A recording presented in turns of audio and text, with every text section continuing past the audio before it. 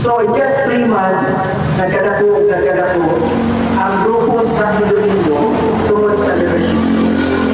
No? So, ako ginatag sa inyo, Sir Modesto Sito.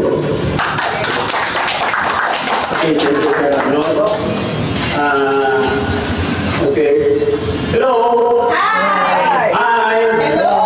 Okay, thank you so much. In behalf of RDB, along with Ma'am Rose Serian, our CEO, at the same time, sa atong mga po from Iloilo, nagpasalamat din kami sa inyong warm welcome in Damon. Thank you so much. Okay, Sir Arnold told us, atong bina, ikaw na lang mag-introducer sa atong speaker na ito. Anyway, one of the beauty ang isang RDP is si Ma'am Rose na pag-isa sa ginatawag natin development, especially since ang product natin is all about health. Yes. Okay. One of the beauties ng RDP, may ara kita ya doktor. Yeah.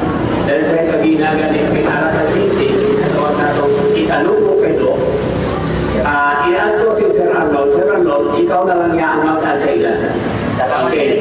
Para kung may mga queries, si Derek, si Doc, siya makasabatin.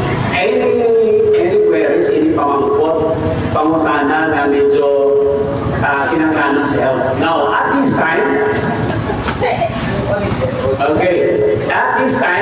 na ang task ko is to introduce ang ato sa tuwang